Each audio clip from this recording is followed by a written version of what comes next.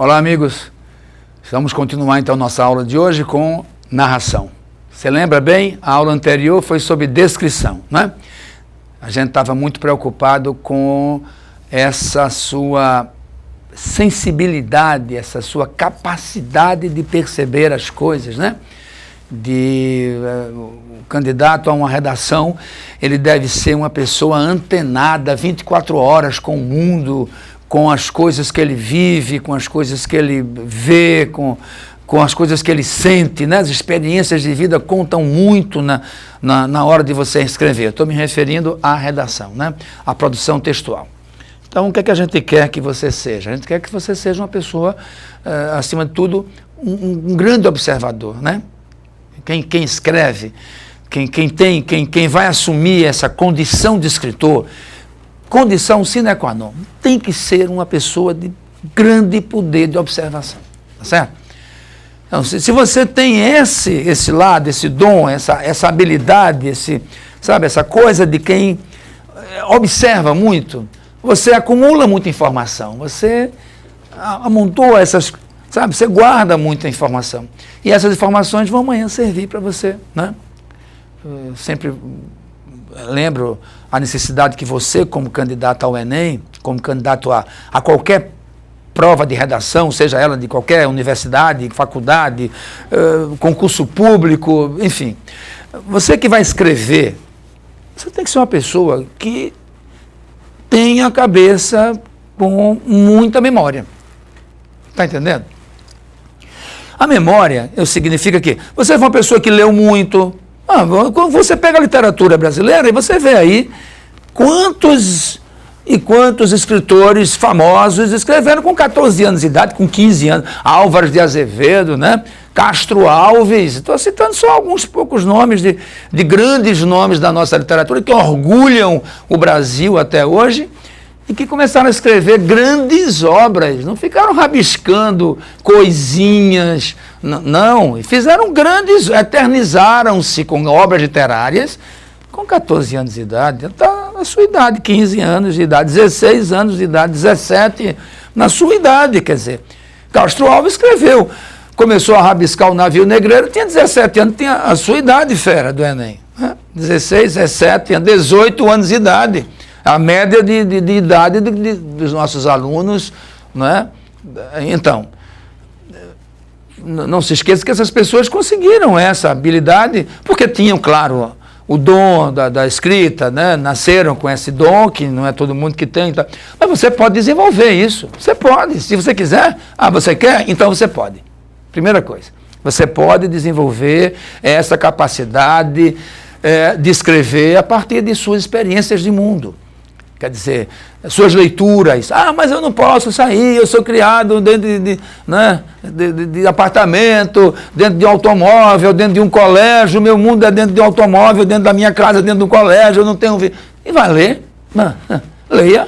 Então o livro vai ser a sua viagem, a sua abertura para o mundo, é o livro que vai encaminhar você para essa experiência, como Álvares de Azevedo era pior do que você, também era trancado em casa e era um menino doente e não vivia sabe, na rua, mas era um menino que lia muito, quer dizer, o que impulsionou a obra dele ter nascido? Álvares de Azevedo, o poeta ultra-romântico, segunda geração, o que impulsionou ele com 14 anos de idade já começar a criar grandes obras? As leituras que ele fazia, muitas leituras que ele fazia, está entendendo? Então você pode buscar essa experiência de toda forma, quer dizer, conhecendo pessoas, viajando muito, mas viaje até dar uma dor, entendeu? Que você vai adquirindo essa capacidade de observação, ver as diferenças dos povos, os comportamentos das pessoas, até o sotaque, até a mentalidade, entendeu? Tudo isso vai servir para que você entenda aonde eu quero chegar agora, que é a narração, né? O que é narrar? Imagine que a palavra tem uma formação simples, né? Narra, verbo narrar, mais ação, né? Narra, ação, conta uma ação. Então, conta um fato. O que é narrar agora? Olha, aconteceu uma coisa muito séria, eu vou contar a você. Fulano de tal chegou em sua casa à noite, fulano de tal, personagem Chegou, verbo de ação, chegar, ação. Em sua casa, lugar. Né? À noite, tempo. Já estou aí, uma frasezinha, nada que eu disse agora. Né? Já botei 4 elementos importantes na narração. Fulano de tal, saiu, verbo sair de ação, de sua casa, chegou, saiu, partiu, sei lá, qualquer verbo de ação, em sua casa, ambiente, né? À noite, tempo, sei lá, o tempo... Imagine então, você precisa ter os elementos essenciais, você já é o narrador. O fulano de tal já pode ser você, o narrador é o próprio personagem, está contando sua própria história, né? Você está cansado de ver romances importantes da literatura brasileira aí, né? Dessa forma, né? Quer dizer, as pessoas começam a colocar, o próprio autor do texto, né? Já se coloca como personagem da história e conta pra gente. Ou então cria um personagem, e esse personagem é um narrador, né? Então, e muitas vezes até o romance tem óticas diferentes, tem vozes diferentes dentro do mesmo romance. Quer dizer, esse capítulo aqui é um narrador, que é um personagem, o outro capítulo já é outro personagem que está narrando, já é sobre a outra ótica, entendeu? Então, porque você sabe, todas as histórias são assim. Quantas vezes você contou uma história dentro da sua visão? Você examinou, investigou, e viu, e sentiu, e percebeu da sua... Se outra pessoa fosse contar aquela mesma história, já contaria com outro vocabulário, de outra forma, entendeu? Já contaria com amenidades, ou com agressividade, né? Ou já daria um tom maldoso à história, ou daria um tom, né, persuasivo. Então, as vozes são as vozes que norteiam, então, que dão encaminhamento para essa narrativa, né? Que vão dar esse aspecto geral à narração, entendeu? Então, por isso que o narrador, aquele que escreve, é uma pessoa que necessariamente tem que ser uma pessoa vivida, experimentada, tem que ser uma pessoa que tenha uma grande sensibilidade, que tenha uma boa visão de mundo, uma grande capacidade de percepção das coisas que estão ao seu redor, mas nunca esquecendo que, não é? Que você tem que ler muito, quer dizer, são as leituras que vão fortalecer você para produzir outro texto. Um texto só nasce a partir de outro texto. É essa intertextualidade, entendeu? Esse ligamento que faz com que um texto produza outro. Está entendendo? É lendo um livro que você pode ter mais subsídios, mais inspiração, né? Entre aspas, mais informação, mais conhecimento, mais vivência, para que você possa produzir o seu próprio texto, tá certo? Então, é o que eu queria dizer para vocês agora. Vamos começar a ver tecnicamente o que é que a gente espera que você desenvolva, que você use na sua narração, tá certo? Vamos comigo, então. A estrutura de uma narração. Temos aqui, de novo, no lado esquerdo, as características, não é? Toda a narração, imaginando que você vai fazer um texto único, narrativo, quer dizer, a narração não vai ser um detalhe do seu texto, a narração vai ser o texto completo, predominantemente narrativo o seu texto, né? Então, como sempre, a característica da narração, ela situa seres e objetos no tempo, quer dizer, a gente quer saber uma história, o que aconteceu, conte como é que aconteceu. É diferente da descrição. Imagine você, eu vou contar para você então uma história que aconteceu de verdade comigo. Então eu fui assaltado uma vez. Quando eu chego à delegacia, que vou dizer ao delegado lá o que aconteceu comigo, ele pergunta lá como é que era o sujeito, como é que era o meliante, como é que era lá o bandido que te assaltou. Eu vou descrever o cara. Eu fiz o quê? Uma descrição. Então eu fui falar da cor dele, fui falar entendeu? Da altura dele, do tipo de cabelo que ele tinha, da roupa que estava usando. Eu tive que fazer uma descrição, né? Pronto. E agora, como foi o assalto? Aí chegou na narração. Tá percebendo? Narração. Como foi? Eu vim andando pela rua, né? No meu caso foi numa praia, numa beira um calçadão da beira-mar, e aí os 2 caras chegaram e botaram um revólver em cima de mim e disseram isso, olha, o tempo, a noite, o espaço, calçadão da beira-mar, os personagens, 2 ladrões, entendeu? A hora, já era tarde da noite, né? Quer dizer, então, tempo, espaço, o narrador, aí sou eu, narrador personagem da história. Então, eu tenho que contar a minha história. Agora eu vou deixar de descrever as pessoas e vou contar efetivamente a história. É isso que é narrar. Então, eu preciso de uma introdução, onde eu vou apresentar os personagens, né? Então, eu sou o personagem principal, sou o foco aí, porque eu estou contando a minha história, né? E aí eu tenho os personagens que são coadjuvantes dessa história, coadjuvantes, que eles estão também, se não houvesse o bandido, não teria havido a história. Então, eles também são importantes na história, né? Então, eles chegaram, né, estavam disfarçados lá de pessoas transeuntes normais, comuns, eu nem me incomodei com eles, e quando eu estou passando junto deles, eles vão com um revólver e anunciam um assalto, né? Quer dizer, então eu comecei a apresentar os meus personagens, o narrador, 2 bandidos, entrou depois o delegado, que já é coadjuvante na história, poderia nem ter prestado queixa, né?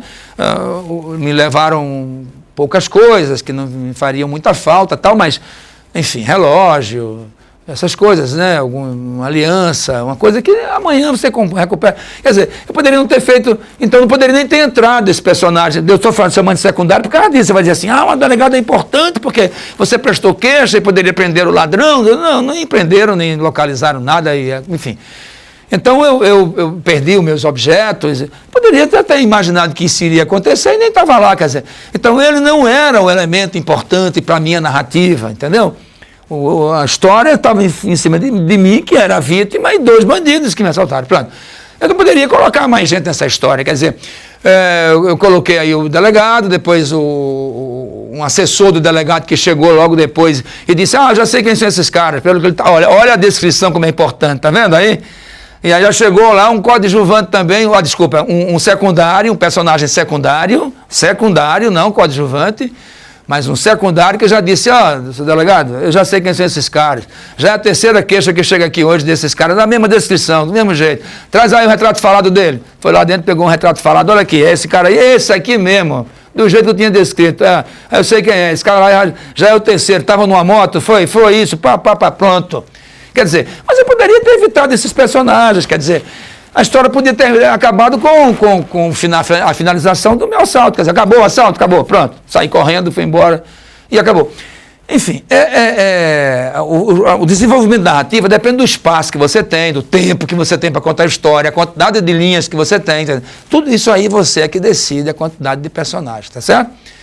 Então, você vai apresentar os personagens, que são os elementos essenciais para uma narrativa, localizando-os ou localizando-as, já que personagens pode ter 2 gêneros, pode ser feminino ou masculino, no tempo e no espaço, tá certo? Agora, desenvolvimento. Através das ações das personagens, constroem-se a trama e o suspense que culminam no clímax da... Quer dizer, aí você vê, eu estou andando pela rua, né? Tinha acabado de sair de um restaurante, e estava indo em direção ao meu carro estava muito distante, e eu estou indo pelo calçadão da beira-mar, quer dizer, estou vendo ali a praia, me encantando com a natureza, encontrei até alguns amigos, e tudo isso aí eu posso contar, encontrei até alguns amigos que estavam também fazendo caminhada na praia, né?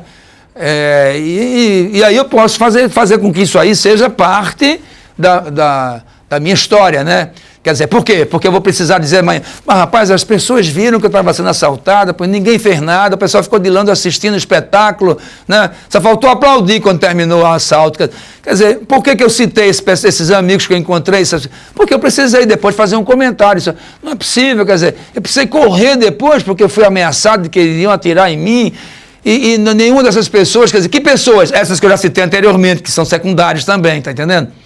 Quer dizer, então, através das ações dos personagens, você vai construindo sua trama. Ou eu poderia, por exemplo, dizer, não, uma dessas pessoas com quem eu conversei antes foram as pessoas que intervieram no assalto, né, e me livraram dos bandidos, quer dizer, e a narração é sua, né? Eu estou contando a minha história verdadeira, não teve nada disso, mas na sua história poderia ter, né? Quer dizer, aí apareceu de repente um carro da polícia, aí o carro da polícia, sei lá, quer dizer, E você que vai jogar a sua imaginação. Então você vai construindo lentamente, passo a passo, essa trama, até chegar no suspense. Quer dizer, qual é o clímax dessa história? Eu posso dizer que se trouxesse para a minha história verídica, eu diria, foi o momento que ele disse que ia atirar em mim. Quer dizer, então ali eu morri, de verdade ali, eu morri, né, por um instante, que eu esperei o tiro, quando ele disse, vou atirar em você agora, porque você tem pouca coisa para me dar, então você vai morrer agora, e pronto, eu corri. Tá certo?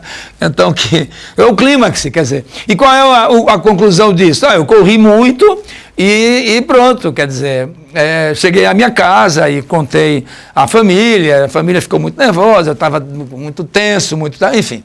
Quer dizer, então houve um começo, saindo do restaurante, encontrando os amigos, depois teve o clímax, que foi o começo do assalto até a ameaça, e aí a conclusão, eu fugindo deles, né, e chegando à minha casa, terminou a minha narrativa. Tal. Então tem um desenvolvimento e tem uma conclusão, né? Existem várias maneiras de você concluir uma narração. Esclarecer a trama é uma delas, quer dizer, eu vou agora fazer um esclarecimento, vou dizer por que tudo aconteceu. Por que tudo aconteceu? Porque eu estava irresponsavelmente passando por uma área escura, deserta, da beira-mar, né, no lugar que inspirava realmente perigo.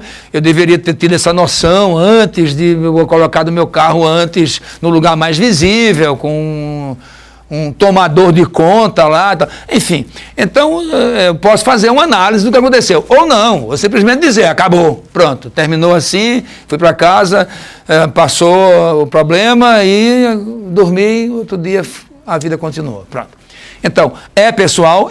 Toda narrativa se você não quiser narrar com perfeição um fato real, se é da sua imaginação, claro, então cabe a você fazer da sua maneira, né, pessoal. Isso aí é pessoal, né? Isso aí é pessoal, essa conclusão é pessoal.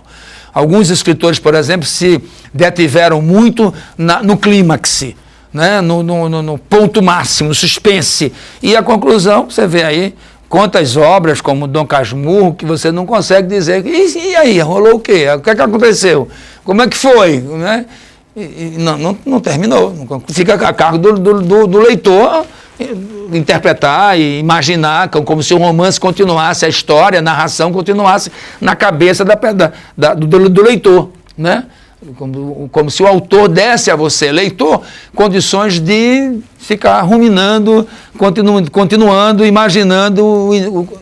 Ele quer que você viva mais essa ação, que você se jogue dentro da ação e continue com ela, você vivendo aquela história, né? Você alongando aquela narrativa, tá certo? Ou não, se você preferir, acabou, feita a moreninha, né? Acabou, a pé do padre, ajoelhado, casou, foram felizes para sempre, encerrou. Então, essa finalização é sua, pessoal, né? Não há nenhuma regra e tal. Quais são os recursos que você vai usar para isso? O verbo de ação, já falei a você, o nome é narra-ação. Então, eu vou usar verbo de ação. Deixa os verbos de estado para a descrição. Lá na descrição, você precisará de muito adjetivo, tá certo? Muito predicativo do sujeito, predicativo do objeto. Vai precisar de muito adjunto adnominal, muito adjetivo. Então, deixa adjetivo e verbo de ligação para a sua descrição. E agora, foque nos verbos de ação. Muita ação, muita ação, tá certo? Verbo de ação e um advérbio, verbo de ação e um objeto, mas sempre ação em primeiro lugar, tá certo? Claro que isso não é matemática, pelo amor de Deus, né? Isso não é matemática. Na sua descrição, aqui e ali, pode ter um verbinho de ação? Pode. Não vai morrer por causa disso não, tá certo. Na sua narração, pode ter aqui ou ali um verbinho de estado? Claro. Mas ouça o que eu estou dizendo, hein? Aqui ou ali, um pouquinho, discretamente. Na sua narração tem que ter predominantemente o verbo de ação, certo? Geralmente tempo passado, né? Porque geralmente, pessoal, olha, geralmente, né? Porque aí você está contando a coisa que já aconteceu. Se eu vou narrar um fato, é que ele já aconteceu. Não posso narrar uma coisa que ainda vai acontecer, né? Então, você pode ser um narrador personagem, pode ser um observador apenas, você vai se colocar como sendo um observador, apenas aquele cara que está contando a história como você viu, não é? Você pode ser o onisciente, aquele que sabe o começo, o meio e o fim da história. O onisciente, aquele que tem realmente o conhecimento da história. Olha, aconteceu assim, eu sei tudo o que aconteceu, né? Pode utilizar também o discurso direto, quer dizer, as personagens conversando diretamente uma com a outra. Os personagens, então entrou Maria entra na sala, encontra José, que está trabalhando. Maria sutilmente diz a José, aí você vai botar lá, tracinho ou aspas, né? Tracinho ou aspas. José, você não já almoçou? Aí outro tracinho ou outras aspas. Não, Maria, não almocei ainda porque eu estou terminando esse meu exercício aqui, meu trabalho. Outra tracinho, outra. Quer dizer, discurso direto. A própria personagem na história está conversando com a outra personagem, né, com o seu interlocutor, e o discurso fica direto aí, direto, um com o outro conversando, e você marca a mudança de fala a partir de um tracinho, de um travessão, ou de aspas, que você abre e fecha o final da fala da personagem. Abre no início da outra fala e fecha de novo. Abre de novo e fecha para... Tá certo? Então você tem esse discurso direto. Pode também ser um indireto, quer dizer, você... E Maria chega a José e pergunta se ele já almoçou. José responde que não, porque está... Quer dizer, você fala por ele. Você não deixa o personagem solto na cena, tá certo? Conversando entre eles, é você falando por eles. Esse é o discurso indireto. E José, abusado, responde para Maria, você não está vendo que eu estou trabalhando? Olha, não botei travessão, não botei aspinha, não botei nada, estou dizendo. E ele diz a Maria que ela deveria ter mais paciência e esperar mais um pouco, porque ele estava trabalhando. Está vendo como é que é? Muda o tempo verbal, muda a estrutura linguística, a estrutura frasal, oracional muda, né? O discurso direto é um tipo de discurso, o indireto é diferente, então há algumas alterações aí no tempo verbal, etc. Ou o indireto livre, quer dizer, isso aqui é mais difícil, mais raro de você encontrar, né? O indireto livre é aquele que você supõe o que a personagem poderia ter dito, deveria ter sentido, né? Ah, então José, cansado de ter passado o dia inteiro a trabalhar, vai até a janela, né? Olha a paisagem, dá um grande suspiro. Quer dizer, numa cena como essa, pessoal, eu estou imaginando o que é que se passa na cabeça de José. Ele deve ter pensado assim, puxa vida, eu trabalho tanto e ganho tão mal. Ele não falou isso, não. Ele ficou calado o tempo todo, ele calou. Mas eu acho que isso cairia bem numa reflexão dele, né? De um homem que passou o dia inteiro ali trabalhando, o dia inteiro se sacrificando e calejado, e aí no momento de desespero, de cansaço, ele vai, abre a janela, contempla a rua e fica calado. Quer dizer, o que está se passando naquela cabeça ali, né? O que é que deve estar sentindo aquele homem naquele momento, né?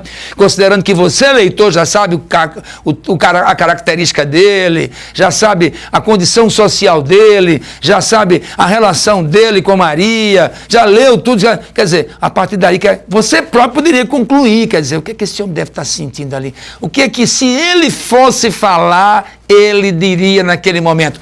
Aí esse é o indireto livre. Aí você diz, tá certo? Você fala por ele. Então há algumas diferenças que são recursos que você pode usar numa narração, tá certo? E o que é que se pede? Imaginação. Eu falei no começo da nossa aulinha de hoje, né? Imaginação. Cadê você agora? Cadê o leitor que você foi até hoje? Cadê o garoto, a pessoa que viajou tanto, que observou, que viu as diferenças dos seres humanos, os tipos físicos, os sotaques, a culinária de cada lugar que você foi, o modos de vida, né? Enfim, as culturas diversas de cada povo. Cadê o viajante? Não viajo que eu não posso, eu não tenho idade, nem tenho tempo, nem tenho dinheiro. Cadê a imaginação nas suas leituras? Você que leu autores de países diferentes, de regiões diferentes e tal. Cadê? Puxa tudo isso agora. Vai lá no teu arquivo, traz tudinho agora e cria da tua maneira, né? E claro, dê o seu toque pessoal. Então, a imaginação para compor uma história que entretenha o leitor, provocando expectativa e tensão, né? Pode ser romântica, pode ser dramática, pode ser humorística, tá certo? Então, voltando para a nossa tela agora, eu quero dizer que a narração exige um outro tipo de escritor, né, em você. A gente, na descrição, estava pedindo que você fosse o grande observador, né, o fotógrafo, que seus olhos fotografassem imagens com detalhe. Agora a gente quer que você seja capaz de memorizar histórias. Você vai ser um contador de história. Aquele cara que cada coisa que se diga, ele tem uma história para contar, tá ligado, né? Ó, eu estou falando aqui sobre, sei lá, inflação. Você, naquela época da inflação do governo de Sarney, o assunto é futebol. Você vai, naquele jogo do tal time que aconteceu. Eu estou falando agora de fome, mas aconteceu tal. Quer dizer, é o cara que sempre tem um fato, uma história para contar. Esse é o caba bom de narrar, que sempre tem história. Então pegue suas histórias agora todinhas e faça com que elas virem um drama, né? Faça com que elas tenham um toque de humor, faça com que elas tenham, sabe, um lado trágico. Desenvolva isso, vá, nas suas conversações diárias, nos seus bate-papo com seus amigos, e depois traga para a sua escrita. Crie personagens, invente personagens, dê características, dê caráter para esse personagem, dê caráter para ele, né? Dê característica, atitudes, valor, crie, faça com que ele nasça dentro de você, sabe? Tem uma gestação aí, você está grávido ou grávida. Você está com um personagem de você. Ele vai nascer agora. Como é que ele vai nascer? Ele tem corpo, tem alma, tem traços físicos, ele tem atitude, tem valores, tem, sabe? Ele tem gosto, ele tem tudo. Ele é um ser humano. Você vai conviver com uma pessoa agora do seu lado. É assim que os escritores fazem. Eles convivem com o personagem do lado dele, conversam com o personagem, amam esse personagem, dormem com o personagem, acordam com o personagem. O escritor é capaz de ver o personagem em pé do seu lado tridimensionalmente, entendeu? Para poder então trazê-lo para a obra e dar essa força, essa vida que a gente espera, né? Que quando se lê uma narrativa, né? É o que a gente mais espera, é que eu não consigo parar de ler. Por que você diz isso em certos livros? Eu não consigo parar de ler, porque uma parte atrás da outra. O narrador soube fazer tudo isso que eu te disse agora. O narrador soube prender. Como? Causando humor, ou causando muita tragédia, ou discutindo assuntos que são do seu interesse, ou trazendo fatos que interessam a você, ou o personagem foi magnificamente construído, ou os detalhes com que ele construiu a narrativa, está entendendo? Tudo isso faz parte, então, da composição da narrativa, tá certo? Então, se por acaso cair no Enem ou em qualquer outra prova de concurso que você faça uma narrativa, você deve seguir fielmente essas observações que você vai, sem dúvida alguma, atingir a nota 10. Tá certo? Muito obrigado e até a próxima aula.